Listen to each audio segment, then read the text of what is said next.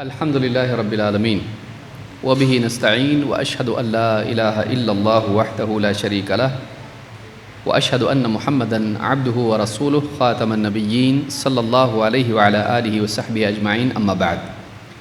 پچھلی مجلس میں ہم نے دیکھا کہ فتنوں کی کتنی قسمیں ہیں، یعنی آزمائشیں اور ایسی چیزیں جو ایک انسان کو گمراہی کی طرف لے جا سکتی ہیں یا کوتاہی کی وجہ سے انسان کے لیے آخرت میں جہنم کا عذاب کا سبب بن سکتی ہیں۔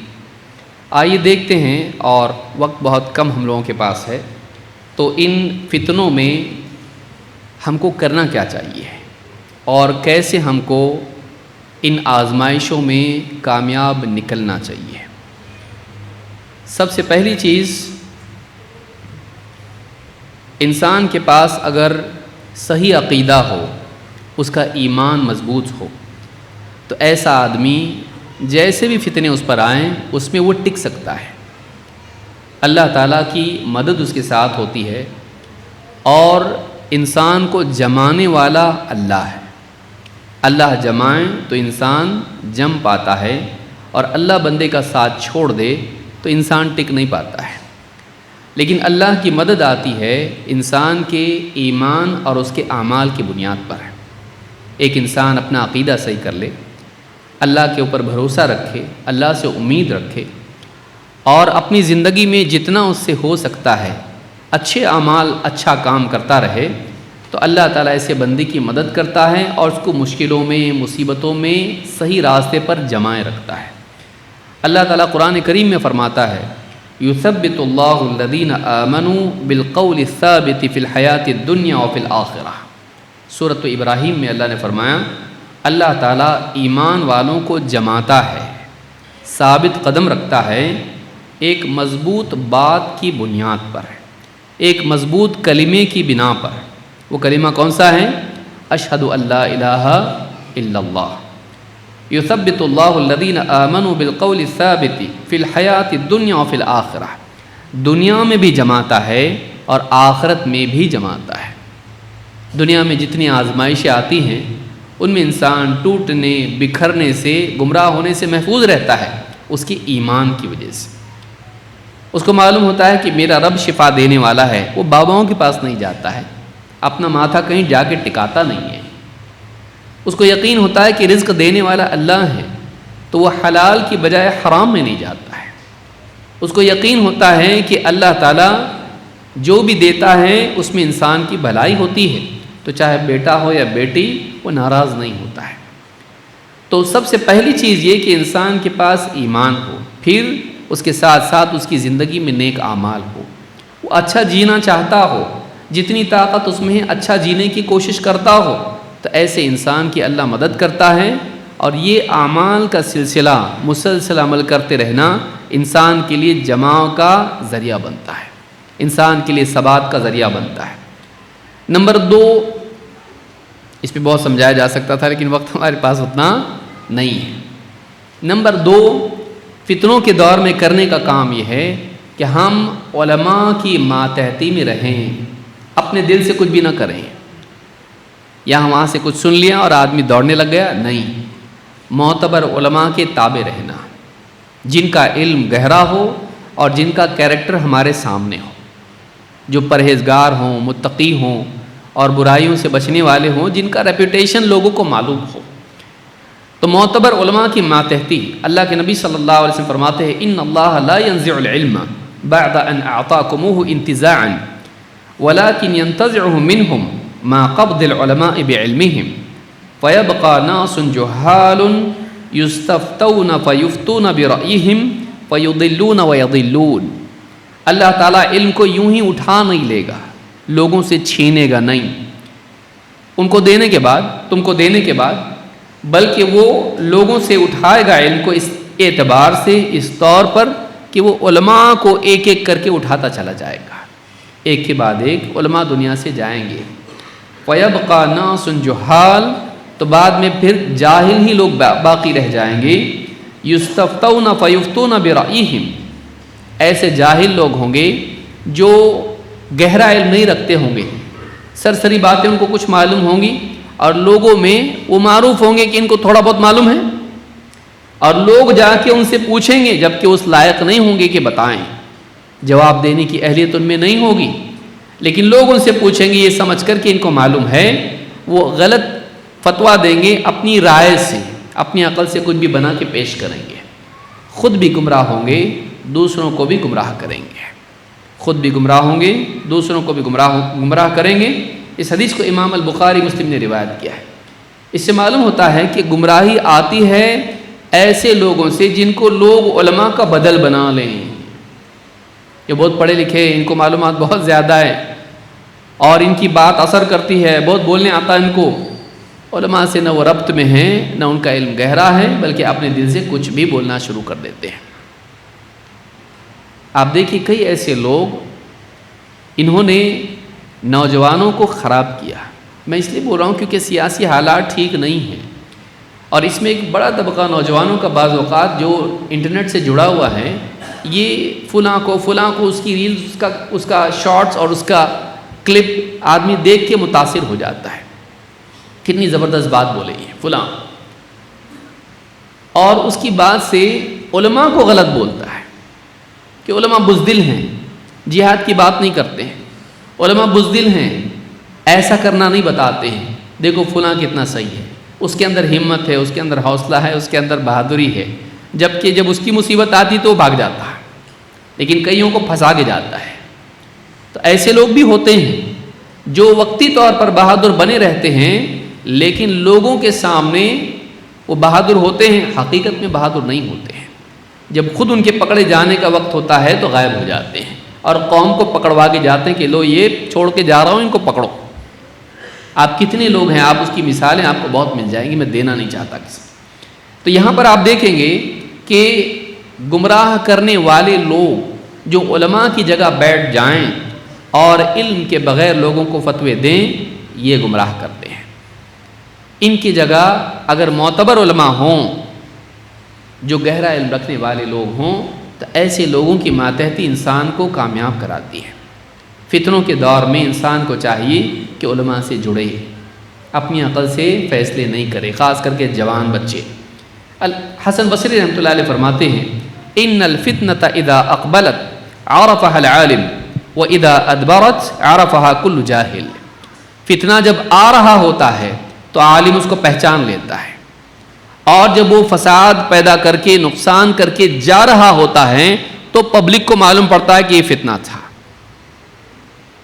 تو عالم فتنہ بربادی مچائے اس سے پہلے ہی اس کو پہچان لیتا ہے کہ یہ صحیح نہیں ہے۔ آپ دیکھیے مثال کے طور پر داعش کا جب معاملہ ہوا، آئی کا معاملہ جب ہوا، شروع کے دور میں ابو بکر بغدادی خلافت کا دعویٰ کر دیا، امیر المومنین سب کا امت کا۔ اس وقت میں شیخ عبد المحسن العباد سے کسی نے پوچھا، بڑے علماء میں سے ابھی بھی زندہ ہیں وہ مدینہ میں، ان سے کسی نے پوچھا کہ فلاں شخص جو ہے وہ گیا اور اس نے ابو بکر بغدادی سے بیعت کی، ہاتھ پہ ہاتھ رکھ کے ان سے پرومس کیا کہ میں تمہارے ساتھ ہوں۔ انہوں نے کہا کہ ایک شیطان نے دوسرے شیطان کے ہاتھ میں ہاتھ دیا ہے، ایک شیطان نے دوسرے شیطان کے ہاتھ پہ ہاتھ دیا۔ یہ بہت پرانی بات ہے، کئیوں سالوں پہلی بات ہے، بالکل یعنی شروع کے دور کی بات ہے۔ بعد میں دھیرے دھیرے دھیرے لوگوں کی سمجھ میں آیا کہ واقعی وہ لوگ غلط ہیں۔ جب انہوں نے اتنا فساد مچایا تب جا کے لوگوں کی سمجھ میں آیا کہ ارے یہ لوگ غلط ہیں، ورنہ خلافت کا نعرہ سن کے بہت سارے لوگ خوش بھی ہو گئے تھے، لیکن ہمارے علماء نے بتایا نہیں، یہ گمراہ ہے، یہ صحیح نہیں ہے، اس کے پیچھے نہیں جانا چاہیے، یہ شیطان ہے، شیطان کے ہاتھ میں شیطان نے ہاتھ دیا ہے۔ تو علماء بہت پہلے پہچان لیتے ہیں، علماء بہت پہلے پہچان لیتے ہیں، جو گہرے علم والے ہوتے ہیں وہ پہلے پہچان لیتے ہیں، علماء کو چھوڑ کے نہیں چلے گا۔ تو یہ بات یاد رکھیں کہ علماء کے تابع ہونا ضروری ہے۔ دوسری چیز علماء تھی۔ تیسرا، قرآن و سنت اور منہج سلف کی پیروی۔ دین کہاں سے آپ لیں گے؟ ہسٹری سے۔ رشیا کی ہسٹری ایسی ہے اور فرانس کی ہسٹری ایسی ہے، وہاں ریولوشن آیا، ہم کو بھی کرنا چاہیے۔ فلاں ملک میں جرمنی میں ایسا ہوا تو ہم کو بھی ویسا کرنا چاہیے. ہمارے لیے زندگی گزارنے کے لیے اصول ہسٹری سے نہیں ملتے ہیں، قرآن و سنت سے ملتے ہیں. اور قرآن و سنت پر کیسے عمل کیا جائے یہ صحابہ کو دیکھ کے سمجھ میں آتا ہے. یہ نہیں کہ ہم لوگ دانشور اور اسی طرح سے بہت بڑے پروفیسر اور اس طرح کے جو لوگ ہوتے ہیں جو دین میں بولنے لگتے ہیں اور قوم کو گمراہ کر دیتے ہیں، نئے نئے فلسفے دیتے ہیں، کبھی انکار حدیث کی طرف لے جاتے ہیں، کبھی سیاسی بگاڑ کی طرف لے جاتے ہیں. ان کے پیچھے نہیں چلنا چاہیے. ہمارا جو مصدر ہے وہ کتاب و سنت ہے، اور کتاب و سنت کو پریکٹیکلی اپلائی کرنے کے لیے، عملی تطبیق کے لیے ہمارے صحابہ ہیں، ہمارے اسلاف ہیں. اس اعتبار سے آپ دیکھیں اللہ کے نبی صلی اللہ علیہ وسلم نے کیا فرمایا. آپ نے فرمایا کہ ابشروا خوشخبری سن لو، الیس تشہدون الا الہ الا اللہ، کیا تم گواہی نہیں دیتے کہ اللہ کے سوا کوئی عبادت کے لائق نہیں، وانی رسول اللہ، اور میں اللہ کا رسول ہوں. قالوا نعم، صحابہ نے کہا ہاں. قال فإن هذا القرآن سبب، کہا کہ یہ جو قرآن ہے یہ ایک رسی ہے، سبب ہے. طرفہ بید اللہ و طرفہ بایدیکم، اس کا ایک سرا اللہ کے ہاتھ میں ہے، اس کا ایک سرا اللہ کے ہاتھ میں ہے، دوسرا سرا تمہارے ہاتھ میں ہے. فتمسکوا بہ، اس کو مضبوطی سے تھامے رہو، قرآن کو مضبوطی سے تھامے رہو. فإنکم لن تضلوا، اس لیے کہ تم گمراہ نہیں ہوں گے. ولن تہلکوا بعدہ ابدا، اس قرآن کے پانے کے بعد کبھی تم گمراہ نہیں ہوں گے. اگر تم نے قرآن کو مضبوطی سے تھامے رکھا گمراہ نہیں ہوں گے. امام ابن حبان نے اس کو روایت کیا ہے. اسی طرح سے آپ نے فرمایا اوصیکم بتقوی اللہ، میں تمہیں اللہ کے تقوی کی نصیحت کرتا ہوں. والسمع والطاعہ وان عبدا حبشیا، اور سننے اور ماننے کی نصیحت کرتا ہوں، چاہے ایک حبشی غلام تمہارے اوپر حاکم بنایا جائے، تمہارا امیر بنایا جائے. اسلام سبارڈینیشن سکھاتا ہے، بغاوت نہیں. کتنے ہی ملک تباہ ہو گئے بغاوت کی وجہ سے. لوگ کیا کرتے ہیں، یہ حکومت اچھی نہیں ہے، ہاں تو کیا کرنا چاہیے، اس کے خلاف ہم کو ریولوشن لانا چاہیے. وہ لاتے ریولوشن، حالات بگڑتے ہیں، ریولوشن آتا ہے، توڑ پھوڑ ہوتی ہے، سب کچھ ہوتا ہے، آگ جلاتے ہیں، گاڑیاں جلاتے ہیں، سب کچھ کرتے ہیں، اور حالات ایسے بن بھی جاتے ہیں کہ کبھی کبھی وہ حکومت چلی جاتی ہے، دوسری حکومت آتی ہے. لیکن دوسری حکومت پہلی حکومت سے زیادہ اچھی نہیں ہوتی ہے، اور کبھی اس سے زیادہ بری ہوتی ہے. آپ ملک بھر کے، دنیا بھر کے حالات آپ دیکھیں کہ جہاں بھی ریولوشن اور اس طرح کی باتیں ہوئیں، چاہے وہ عرب سپرنگ ہو یا اس طرح کے دوسرے اور مثالیں ہوں، آپ کو دکھائی دے گا کہ وہاں کوئی سدھار نہیں آیا. جو لوگ پروٹیسٹ اور جو لوگ اس طرح کی آندولن اور جس طرح کی حکومت کے خلاف جو معاملات کرتے ہیں، تو اس طرح کی چیزوں سے حکومت بدل جاتی ہے بعض اوقات، اور بعض اوقات نہیں بھی بدلتی، وہ کچل دیتی ہیں لوگوں کو، جان و مال کا نقصان ہوتا ہے، کریئر خراب ہو جاتے ہیں. کئی لوگ جیلوں میں اسی طرح سے پڑے رہتے ہیں، سالوں سال پڑے رہتے ہیں، نہیں نکل پاتے ہیں. ہاتھ میں کیا آیا؟ قوم کے حالات نہیں بدلتے ہیں، حالات بہتر نہیں ہوتے ہیں. سلف کا یہ طریقہ نہیں ہے، اور علماء نے ہمارے سے منع کیا ہے، یہ پروٹیسٹ کے چکر میں مت پڑو، اس سے کوئی چیز بنتی نہیں ہے، بہتر نہیں ہوتا ہے. اس سے الٹا اس سے جان و مال کا نقصان ہوتا ہے، اسلام کا نام بھی خراب ہو جاتا ہے اس سے. اور ایک آدمی غلطی کرتا ہے، پتھر ایک مارتا ہے اس بھیڑ میں سے، لیکن پوری بھیڑ کو اس کی سزا ملتی ہے. اور بعض اوقات تو آپ کا آدمی بھی نہیں تھا، کوئی جذباتی آدمی آ گیا یا کوئی غلط آدمی آ گیا اور اس نے ایسی حرکت کی اس بھیڑ میں کہ جو اس پوری بھیڑ کو غلط ثابت کرنے کے لیے کافی تھی. بعد میں آپ زندگی بھر صفائی دیتے رہو، ہمارا آدمی نہیں تھا، کون سنتا آپ کی، کون سنتا آپ کی. لیکن لوگ نہیں سمجھتے. لوگ کیا سمجھتے، کچھ تو کرنا پڑے گا نا، آواز تو اٹھانی پڑے گی نا. جو آدمی گھر میں آواز نہیں اٹھا پاتا ہے وہ ساری دنیا میں آواز اٹھانے کی باتیں کرتا ہے. گھر میں بچہ بگڑا ہوا ہے، سگریٹ پیتا ہے، شراب پیتا ہے، جوا کھیلتا ہے، ناچ گانے کرتا ہے، اس کے موبائل فون میں 50 لڑکیوں کی فوٹو ہیں، اس کے خلاف آواز اٹھانے کی ہمت اس میں نہیں ہوتی ہے. بیٹی بے پردہ ہے، بے حیائی کرتی ہے، دنیا بھر کا لپسٹک اور سب کچھ لگا کے گاؤں میں بے پردہ گھومتی ہے، اس کے مقابلے میں اس کو بولنے کی ہمت نہیں ہوتی ہے۔ خاندان میں 50 قسم کی برائیاں ہوتی ہیں، بیٹی کے سسرال میں دنیا بھر کی برائیاں ہوتی ہیں، کبھی جا کے ہمت رہتی بولنے کی؟ بیٹی کے سسر کو ذرا سدھرو بولتا نہیں، کیوں نہیں بولتا؟ ایسا بولوں گا تو بیٹی کو تکلیف دیں گے۔ اپنی بیٹی کی فکر ہے، قوم کی فکر نہیں ہے کہ اگر ہم جا کے اس طرح سے کریں گے قوم کے بچے جیلوں میں جا کے بیٹھیں گے، اس کی فکر کون کرے گا؟ اپنی بیٹی کے بارے میں برابر انڈرسٹینڈنگ آتی ہے، اپنی بیٹی کے بارے میں برابر حکمت سمجھتی ہے، ایسا نہیں کرنا، سمجھداری سے چلنا، برداشت کرنا، بغاوت نہیں کرنا۔ بیٹی کو بھی سمجھاتا، سنبھال کے لیے ساس کو، ساری چابی اس کے ہاتھ میں رہتی، سسر بھی کچھ نہیں ہے، سسر بھی اس کے انڈر میں بولتا نہیں لیکن ہے وہ ہم کو معلوم ہے۔ بیٹی کو بھی سمجھداری سکھاتا ہے، بیٹی کو بولتا بغاوت کر نہیں، کیونکہ بڑی فیملی ہے، بغاوت کر کے نہیں چلے گا، کچل دیں گے تجھ کو سب لوگ، گھر پہ آ کے بیٹھے گی طلاق لے کے۔ اس کو انڈرسٹینڈنگ بتاتا ہے، اس کو سمجھداری سکھاتا ہے، لیکن خود جب قوم کا معاملہ آتا ہے، قوم فٹ بال ہے، قوم کا نقصان گھر کا نقصان تھوڑی ہے۔ قوم میں ہم ہیرو بن گئے بس ہو گیا، ہم کو قوم نقصان اٹھائے گی، ہمارا کیا نقصان ہے اس کے اندر؟ ہم تو ہیرو بن گئے قوم میں۔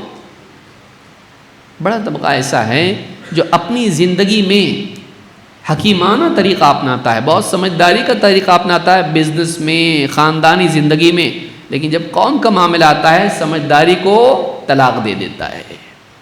کیوں؟ کیونکہ اپنا بگڑنے والا کیا ہے اس کے اندر، نقصان کیا ہونے والا ہے؟ قوم کا نقصان ہونے والا ہے۔ ساری قوم ہماری سالوں سے نقصان جھیلتی آئی ہے اس کے لیے۔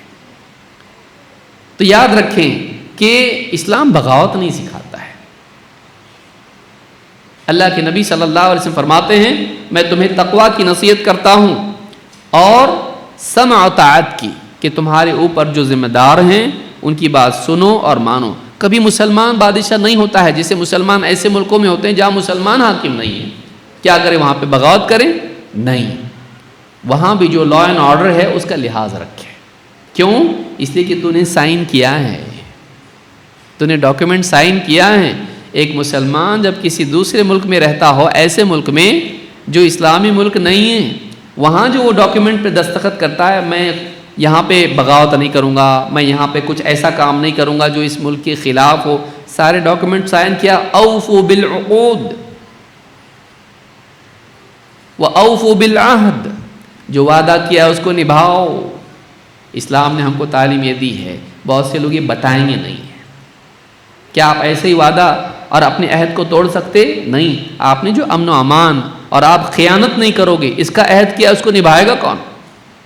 مسلمان سے وعدہ پورا کریں گے، غیر مسلم سے نہیں کریں گے؟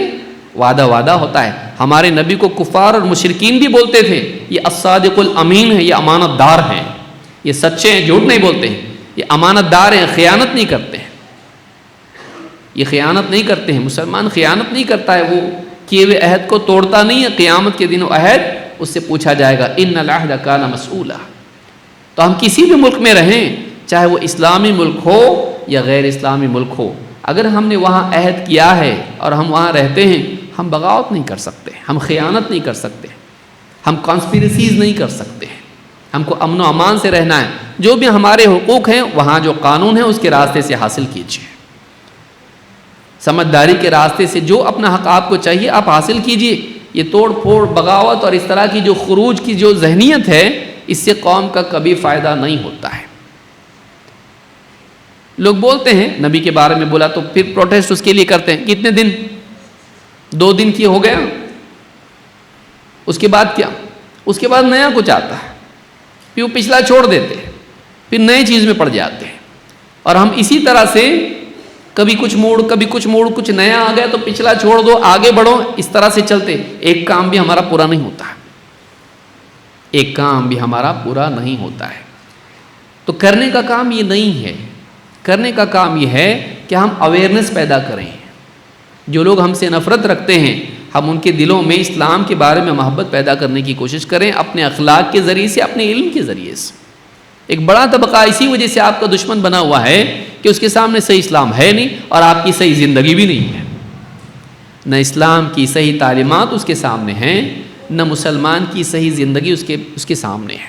ٹھیک ہے اسلام کے دشمن رہیں گے اور ہیں، سازشیں بھی ہیں، کانسپریسیز بھی ہے، اسلام کے خلاف بھی بہت کچھ ہوتا ہے، کب نہیں ہوتا ہے اور کب بند ہوگا، یہ ہمیشہ چلتا رہے گا۔ آپ نے سمجھداری سے کیا کیا؟ آپ نے تو الٹا ایسا ثبوت دیا جس سے اور ان کا کنوکشن ہو جائے، وہ پکے ہو جائیں ہاں مسلمان برائی ہوتا ہے۔ ہم کو ایسی زندگی پیش کرنے کی ضرورت ہے جس سے لوگوں کے اندر اسلام کے بارے میں محبت پیدا ہو، مسلمان کے بارے میں اس کے ذہن میں پازیٹیوٹی آئے۔ بہت ضرورت ہے اس بات کی۔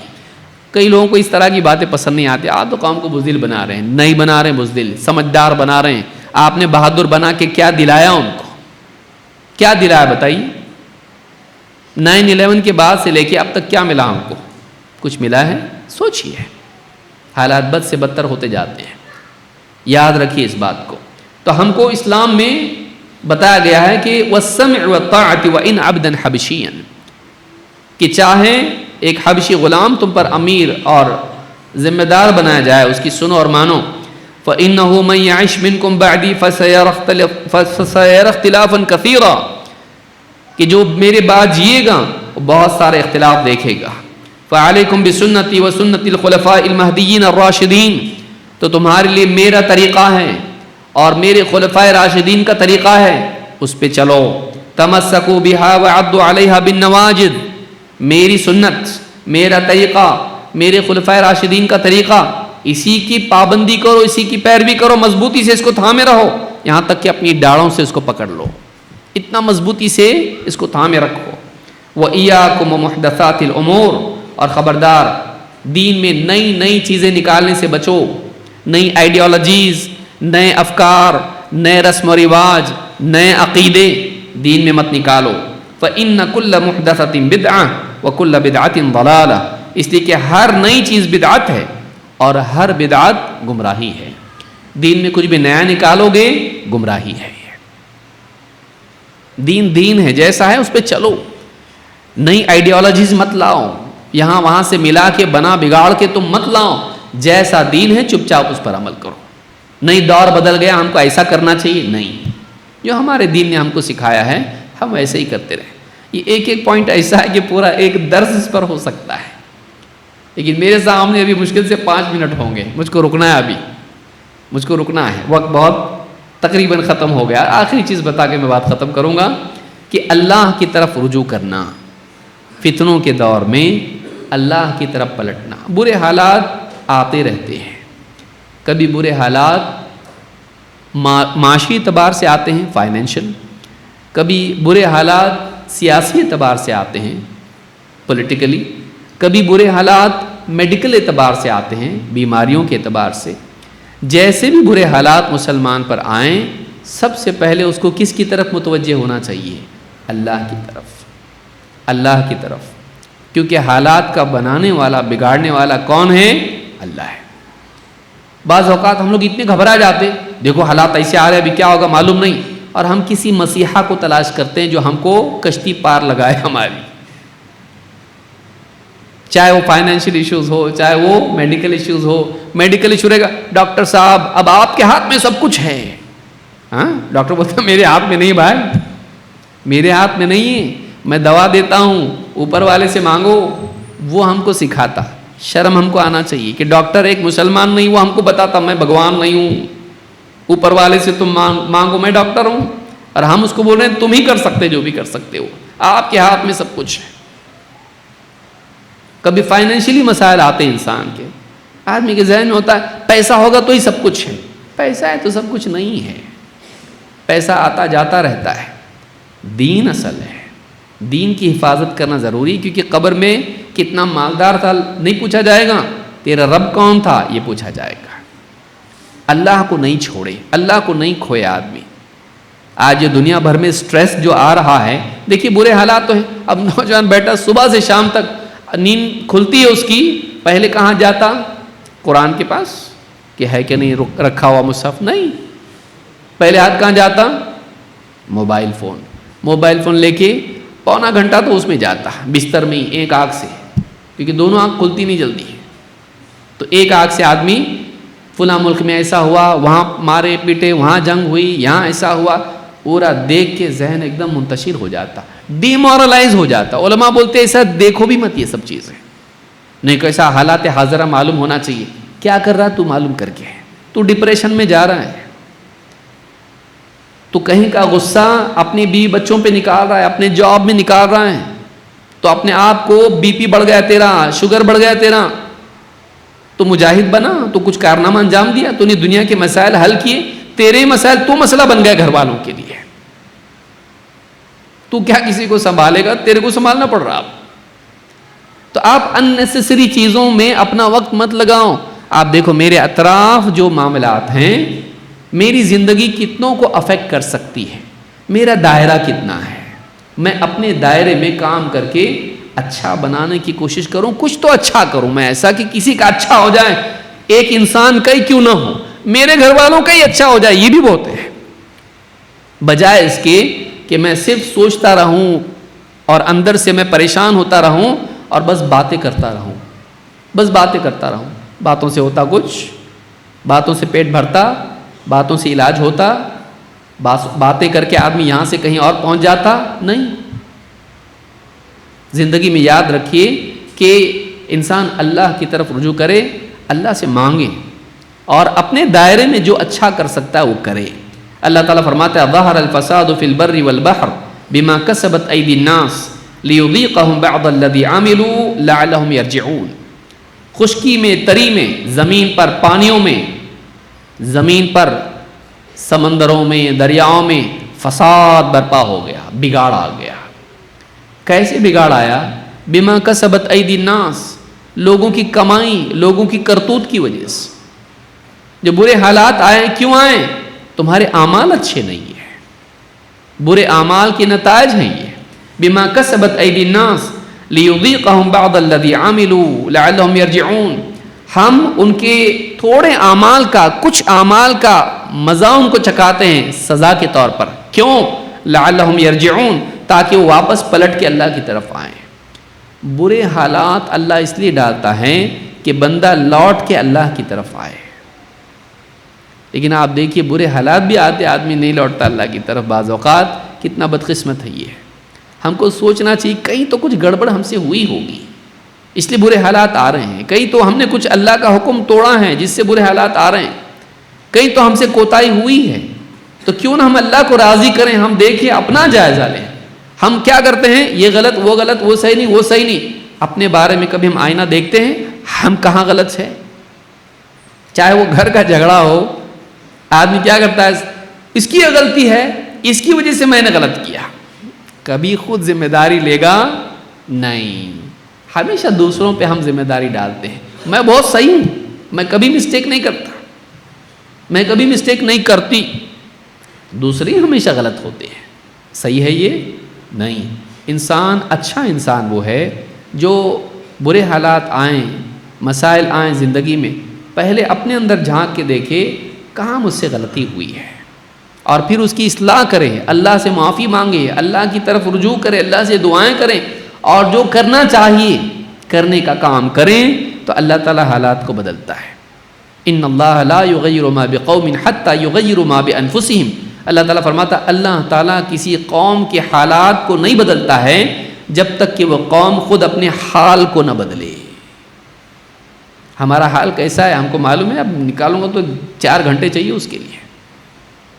ہماری حالت آپ دیکھیے, عقیدے میں دیکھیے, عبادات میں دیکھیے, اخلاق میں دیکھیے, خاندانی زندگی میں دیکھیے, سماجی اعتبار سے دیکھیے ہمارا حال کیا ہے.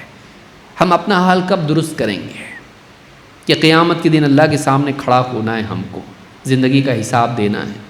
ہم اپنے آپ کو کب بہتر بنائیں گے؟ اور ہم چاہتے ہیں کہ سیاسی حالات اچھے ہو جائیں, ہم چاہتے ہیں کہ عالمی حالات اچھے ہو جائیں. ہماری حالت کیسی ہے, ہمارے گھر کی حالت کیسی ہے؟ ہم پوری دنیا کو اچھا بنانے کے لیے نکلے ہوئے ہیں, ہمارا گھر اچھا نہیں بن رہا ہے.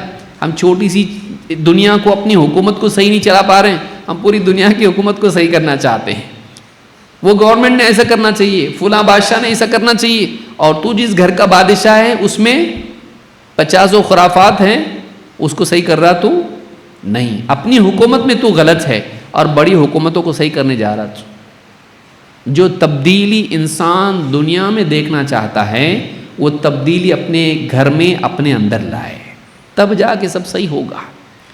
اسلام ہم کو اپنے اندر دیکھنے کی دعوت دیتا ہے. اس لیے آپ دیکھیں آیت کیا بتا رہی ہے، میں اپنی طرف سے بول رہا ہوں، یہ زمین میں پانی میں بگاڑ آ گیا لوگوں کی کمائی کی وجہ سے، ان کے برے اعمال کی وجہ سے.